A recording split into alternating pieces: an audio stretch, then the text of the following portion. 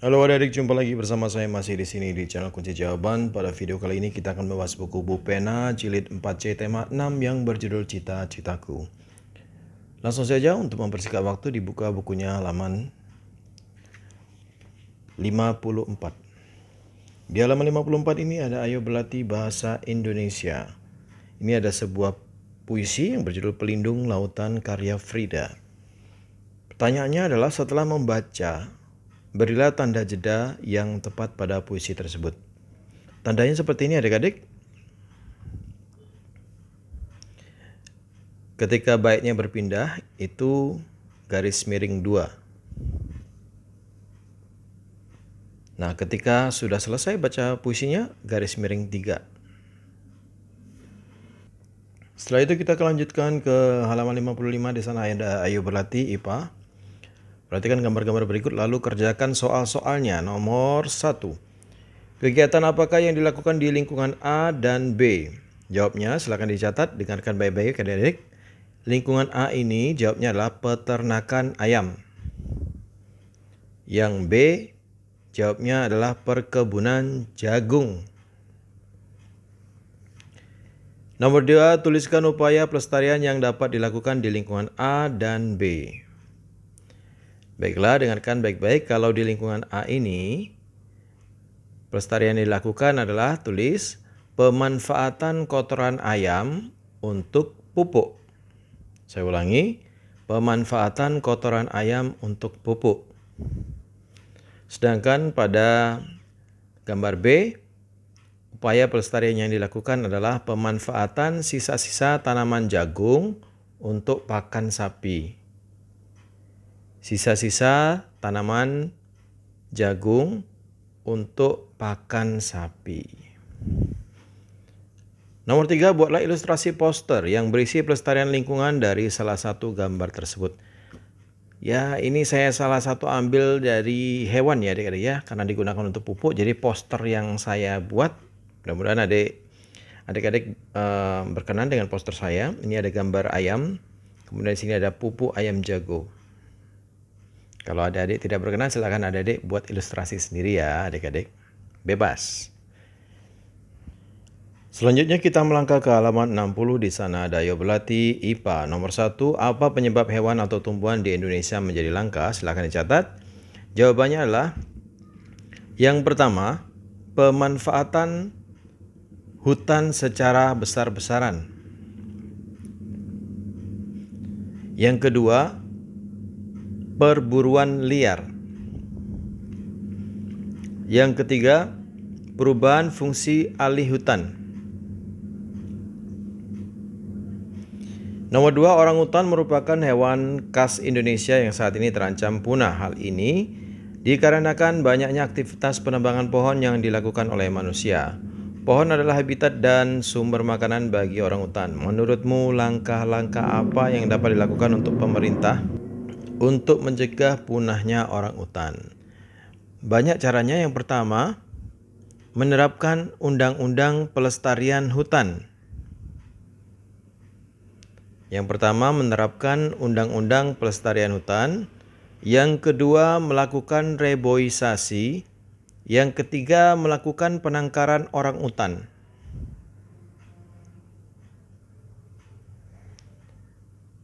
Yang keempat, pelarangan alih fungsi hutan. Begitu. Nomor 3, apa tujuan pengawetan rangka dinosaurus di Museum Zoologi? Jelaskan. Jawabannya adalah sebagai sumber ilmu pengetahuan sejarah kehidupan di bumi pada masa purba. Saya ulangin, sebagai sumber ilmu pengetahuan sejarah kehidupan di bumi pada masa purba. Kemudian kita menuju ke halaman 61. Ada Ayo Berlatih PPKN nomor 1. Tuliskan 6 agama yang diakui di Indonesia. Jawabannya adalah Islam, Katolik, Kristen, Hindu, Buddha, dan Konghucu. 2. Ahmad beragama Islam, Maria beragama Katolik, dan Made beragama Hindu. Tuliskan tempat ibadah mereka masing-masing. Islam masjid, Katolik gereja, Hindu pura.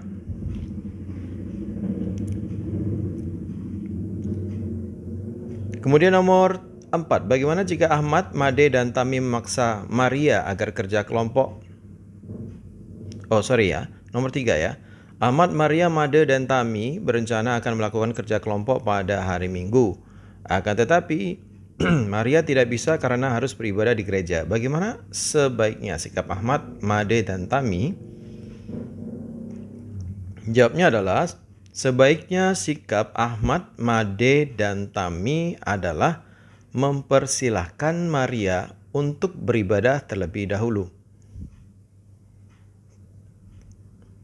Nomor 4, bagaimana jika Ahmad, Made, dan Tami memaksa Maria agar kerja kelompok tetap dilaksanakan pada hari Minggu? Setujukah kamu dengan sikap mereka? Jelaskan. Jawabnya adalah tidak setuju. Alasannya, karena hal itu akan berdampak pada ketidakrukunan dalam kelompok. Sekarang kita lanjut ke halaman 63, ada IPS, adik-adik. Ini jawabannya ada di bawahnya, diacak-acak, silahkan kita pilih. Dari A sampai J. 1A, segala sesuatu yang berasal dari alam yang digunakan untuk memenuhi kebutuhan manusia dinamakan sumber daya alam. B, tanaman kelapa banyak dibudidayakan oleh masyarakat yang tinggal di daerah pantai. C, dari ketiga pulau berikut, Jawa, Bali, dan Kalimantan, pulau yang memiliki sumber hasil hutan paling banyak adalah jawabnya Kalimantan. Kalau Jawa sudah padat ya adik-adik ya. D, daerah di Indonesia yang membudidayakan perkebunan coklat adalah jawabnya Salatiga. Yang E, daerah di Indonesia yang membudidayakan tanaman jagung adalah jawabnya Madura. Selain garam, di Madura juga banyak perkebunan jagung. F, hasil hutan yang diproduksi dari Provinsi Nusa Tenggara Timur adalah kayu cendana. Dan kayu cendana sekarang udah langka ya adik-adik ya. G, udang dan ikan bandeng, kok idang? Udang dan ikan bandeng banyak dibudidayakan di daerah, jawabnya pantai utara Jawa atau daerah Jawa begitu. Yang H, daerah yang memiliki padang rumput luas biasanya dimanfaatkan untuk beternak hewan, yaitu kuda. I, hasil laut yang dimanfaatkan untuk bahan perhiasan adalah mutiara. Mutiara itu dari kerang. J, alasan tanaman lada dibudidayakan karena bermanfaat sebagai, jawabnya bumbu masakan atau bumbu dapur. Oh, sini udah ada ya tadi ya. Jadi tadi harus lengkap ya adik-adik, bukan Jawa aja tapi pantai utara Jawa. Dan ini bukan bumbu masakan tapi harus bumbu dapur. Pokoknya ikutin seperti itu. Nomor 2, perhatikan peta persebaran hasil bumi dan laut Indonesia pada halaman berikutnya. Temukan jenis-jenis SDA dan carilah juga manfaat dari SDA tersebut. Silahkan dilihat ini nanti adik-adik ya. Kita langsung ke SDA yang ada di Pulau Sumatera, sudah dikerjakan oleh bukunya, yaitu jenis SDA-nya kelapa sawit dan manfaat kelapa sawit adalah bahan baku minyak goreng. Kalau SDA yang ada di Jawa, di sini jawabnya adalah coklat salah satunya ya adik-adik, silahkan ditulis coklat. Coklat, kemudian manfaatnya adalah bahan baku makanan, kue, campuran susu. Kemudian di Kalimantan jenis SDA-nya adalah kayu. Ya, manfaat dari kayu banyak ya, dari salah satunya silakan dicatat bahan bangunan dan mebel. Mebel, MEBEL. Nomor 4, Sulawesi, jenis SDA yang ada di Pulau Sulawesi salah satunya adalah minyak kayu putih. Manfaat minyak kayu putih di sini adik-adik tulis bahan baku obat-obatan. Nomor 5, Papua, jenis SDA-nya adalah sagu. Manfaatnya silakan tulis di sini, bahan makanan pokok. Nomor 6 ada Pulau Bali, jenis SDA-nya adalah kelapa. Manfaatnya adalah banyak. Salah satunya adalah bahan baku minyak goreng, kemudian atap rumah, daunnya, dan bahan baku bangunan, batangnya. Kemudian nomor 7, Nusa Tenggara. Jenis SDA yang ada di Nusa Tenggara adalah jagung, salah satunya. Manfaatnya adalah sebagai bahan baku makanan. Yang terakhir, Maluku. Jenis SDA yang ada di Maluku salah satunya adalah pala, PALA. Manfaatnya adalah bumbu masakan dan obat-obatan. Kemudian nomor halaman 66, di sana ada ayo berlatih bahasa Indonesia. Bacalah puisi berikut lalu kerjakan soal-soalnya. Selamat pagi dunia, karya Iqbal. Silahkan dibaca dulu ya adik-adik ya. Nomor 1, diskusikanlah isi puisi tersebut bersama teman sebangkumu. Nomor 2, berilah garis bawah untuk memberikan penekanan pada puisi tersebut. Nomor 3, tuliskan alasan kalian memberikan penekanan pada baris puisi tersebut. Dan nomor 4, apa makna baris puisi yang kalian bawahi, yang kalian garis bawahi. Yang pertama, saya rasa yang ini terus berjalan walau penuh rintangan dan aku yakin ada kebahagiaan menanti di sana. Mana lagi yang digaris bawahi? Ini dia, jangan ada kata menyerah kalau kamu berusaha. Dan yang terakhir, apapun yang terjadi kamu pasti bisa.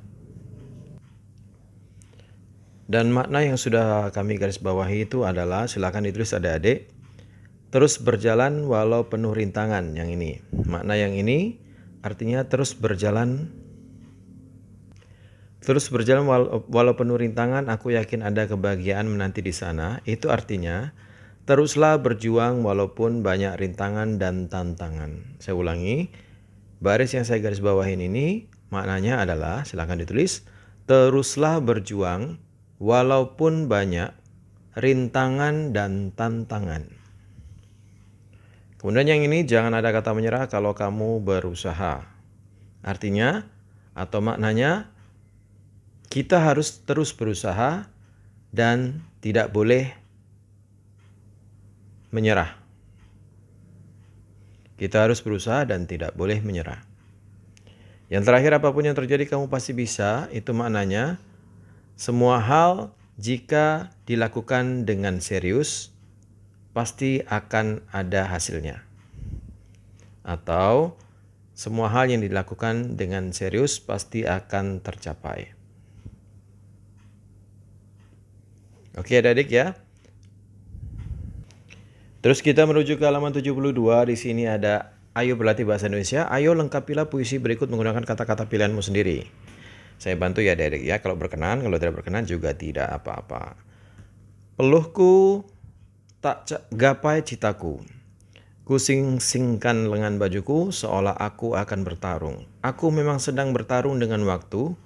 Aku melawan waktu untuk meraih impianku atau meraih impiku. Saya menambahkan, aku membuka buku setiap waktu dalam luang dan sibukku. Buku tetap menjadi temanku. Kemudian tak gentar menghadapi kemalasan yang melanda, menggali segala hal yang belum ku tahu. Saya menambahkan, tak pernah ragu untuk bertanya. Selama ada buku akan kubuka hingga tercapai cita-cita. Bagaimana? Jadi jika adik tidak berkenan, silakan adik-adik bebas untuk berkarya. Saya yakin adik-adik pasti bisa juga. Kita lanjutkan ke halaman 74 adik-adik. Di sini ada ayo berlatih PPKN. Lengkapilah tabel berikut sesuai dengan agama yang kamu anut. Ya, salah satu contohnya ya, nama Maisarah. Agama yang dianut Islam. Hari besar keagamaan Idul Fitri. Kegiatan saat Idul Fitri ngapain? Nih, saling berkunjung ke tempat saudara dan tetangga untuk silaturahmi dan saling bermaafan. Kemudian ada nomor 2 nih, Made dan Arif adalah dua orang sahabat yang berbeda agama. Made beragama Hindu dan Arif beragama Islam. Suatu hari Arif merayakan Hari Raya Idul Fitri. Arif dan kedua orang tuanya pergi mengunjungi rumah Made untuk mengantarkan makanan sebagai bentuk rasa syukur dan berbagi kebahagiaan. A. Bagaimana sikap Made dan kedua orang tuanya saat melihat Arif berkunjung ke rumahnya? Jawabannya bervariasi, menurut saya menerima kunjungannya dengan senang hati. Kemudian B. Menurutmu, bagaimana perasaan Arif dan kedua orang tuanya jika Made menerima makanan tersebut? Jawabannya adalah merasa senang sekali. Lalu kita lanjut ke halaman 80. Adik-adik, di sana ada latihan soal subtema 3. Dimulai dari bahasa Indonesia nomor 1. Tanda yang digunakan untuk berhenti saat membaca puisi disebut tanda. Jawabnya B. Jeda. 2. Tanda jeda yang berarti berhenti sebentar dan fungsinya hampir sama dengan tanda koma adalah jawabnya yang A garis miring 1. Nomor 3. Saat mendeklamasikan puisi, kita perlu memerhatikan mimik. Mimik adalah jawabnya peniruan gerak-gerik anggota badan dan raut muka. Saya ulangi, peniruan gerak-gerik anggota badan dan raut muka. Nomor 4, tuliskan hal-hal yang perlu diperhatikan saat mendeklamasikan puisi. Silakan dicatat ya adik-adik ya, ini ada beberapa. Yang pertama, sapalah penonton sebelum mendeklamasi puisi. Maksudnya sebelum memulai mendeklamasi puisi. Saya ulangi, sapalah penonton sebelum memulai deklamasi puisi.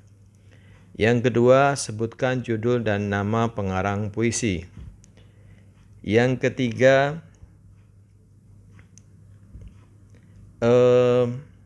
bacakan puisi dengan lafal yang jelas.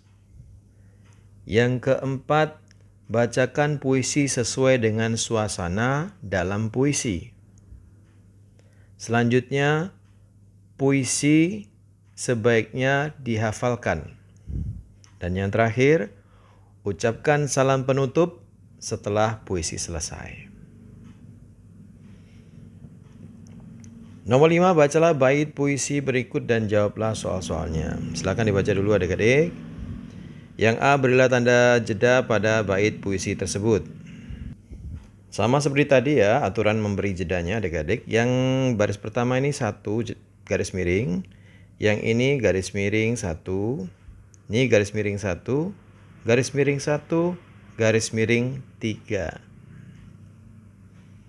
Kemudian kita yang B, lanjutkan. Tentukan bagian penekanan pada puisi tersebut dengan memberikan garis bawah. Yang ini adik-adik, kalau kau menyerah, kau kalah oleh keadaan. Silakan digaris bawahi, ini penekanannya, kalau kau menyerah, kau kalah oleh keadaan. Yang C, bagaimana mimik yang tepat saat membacakan puisi tersebut di depan kelas? Jawabnya adalah dengan muka tegas dan suara lantang. Dengan muka tegas dan suara lantang. Lantang ya. Yang D, tuliskan komentarmu terhadap bait puisi tersebut. Komentarnya bisa bervariasi ya adik-adik ya. Komentar saya dengan komentar adik-adik pasti berbeda. Kalau komentar saya, puisi ini bagus karena memberikan semangat agar jangan cepat menyerah. Saya ulangi, puisi ini bagus karena memberikan semangat untuk tidak cepat menyerah. Oke, sekarang muatan IPA. Nomor 1, pelestarian lingkungan yang dapat dilakukan oleh peternak sapi adalah, jawabnya yang A, memanfaatkan kotoran sapi sebagai pupuk untuk pohon di sekitarnya. Nomor 2, pelindungan terhadap keanekaragaman hayati dapat dilakukan dengan in situ. Misalnya, jawabnya adalah yang C, penangkaran orang utan di Taman Nasional. Nomor 2, perhatikan tampil berikut. Taman Nasional Ujung Kulon itu in situ. Kebun Binatang Ragunan ex situ. Kebun Raya Cibodas ex situ. Museum Zoologi ex situ. Suaka Marga Satwa Muara Angke in situ. Pelestarian keanekaragaman hayati secara ex situ ditunjukkan oleh nomor. Jawabnya adalah yang B. 2, 3, dan 4. Nomor 4, orangutan merupakan hewan langka yang harus dilestarikan. Pelestarian hewan tersebut dapat dilakukan dengan cara banyak ya caranya adik-adik ya. Adik-adik bisa tulis memelihara dan mengembangbiakkan di balai konservasi. Silakan adik tulis memelihara dan mengembangbiakkan di balai konservasi. Kemudian mengadakan penangkaran orang utan. Dah, itu aja 2. Nomor 5, tuliskan hal-hal yang dapat dilakukan jika kamu sebagai polisi hutan melihat ada perburuan satwa langka di tempatmu bertugas? Kalau saya, jawabannya adalah menangkap para pelaku dan menghukumnya agar jera. Saya ulangi, menangkap para pelaku dan menghukumnya agar jera. Sekarang kita ke SBDP nomor 1. Kolase merupakan karya seni tempel yang menggunakan potongan-potongan bahan. Bahan yang aman untuk membuat kolase. Misalnya, jawabnya adalah yang A, daun kering, kain, dan kertas. Nomor 2, berikut yang termasuk kegiatan membuat karya montase adalah jawabnya yang B. Di sini B-nya. Menyusun gambar-gambar objek menjadi gambar baru. Nomor 3, langkah pertama yang dilakukan untuk membuat karya mozaik adalah, jawabannya adalah yang A. Membuat pola di buku gambar. Nomor 4, alat dan bahan yang dibutuhkan. Mana tadi? Tuliskan alat dan bahan yang dibutuhkan untuk membuat montase berikut. Yang pertama adik-adik tulis kertas A4. Kemudian tulis lem. Kemudian tulis gunting. Kemudian tulis koran bekas atau majalah bekas. Nomor 5, tuliskan langkah kegiatan untuk membuat karya mozaik petani berikut. Silakan ditulis adik-adik. Yang pertama, gambar pola petani pada kertas.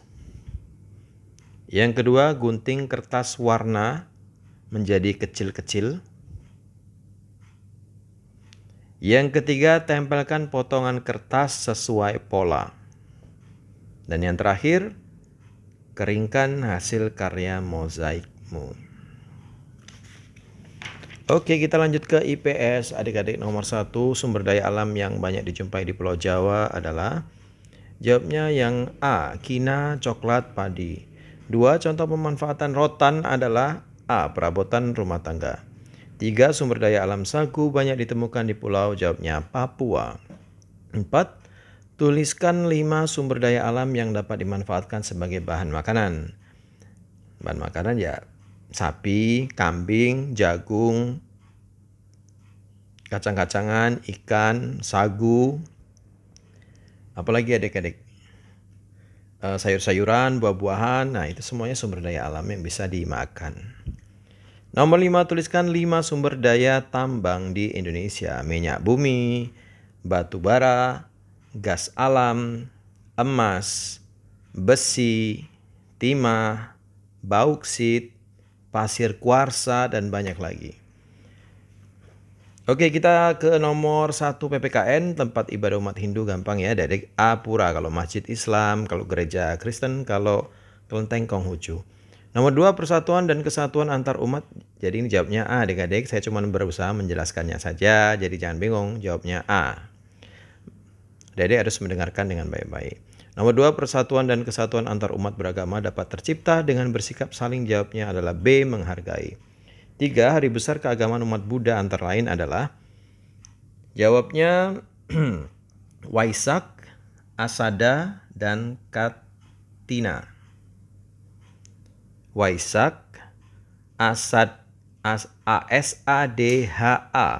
Asada, dan Katina. Katinanya tulisannya KATHINA. Nomor 4, tuliskan 2 sikap yang dapat menciptakan persatuan dan kesatuan antar umat beragama. Jawabnya gampang. Yang pertama adalah saling menghormati agama, saling menghormati sesama agama. Kemudian bermain tanpa melihat perbedaan agama. Kemudian satu lagi, tidak memaksakan agama kepada orang lain. Nomor 5, tuliskan 2 hari besar keagamaan yang kamu ketahui dan tradisi yang biasa dilakukan saat merayakan hari raya tersebut. Yang pertama pastinya Islam, yaitu hari rayanya Idul Fitri. Kegiatan yang dilakukan adalah berkunjung ke rumah sanak saudara untuk bermaaf-maafan. Yang kedua, Katolik atau Kristen, yaitu hari rayanya Natal. Kegiatan yang dilakukan adalah beribadah di gereja dan berkunjung ke rumah sanak saudara. Oke adik-adik, semoga adik-adik jelas dengan penjelasan yang saya kasih. Semoga bermanfaat. Sampai di situ aja video kita kali ini. Semoga bermanfaat. Yang sudah subscribe, terima kasih banyak atas dukungannya. Bagi yang belum, silahkan di-subscribe jika video ini bermanfaat untuk Anda. Jangan lupa di-like dan di-komen dengan sopan dan di-share kepada teman-temannya agar mereka juga terbantu untuk mengerjakan buku pena 4C tema 6 berjudul Cita-Citaku. Mohon maaf dengan segala kekurangannya. Terima kasih dan sampai jumpa.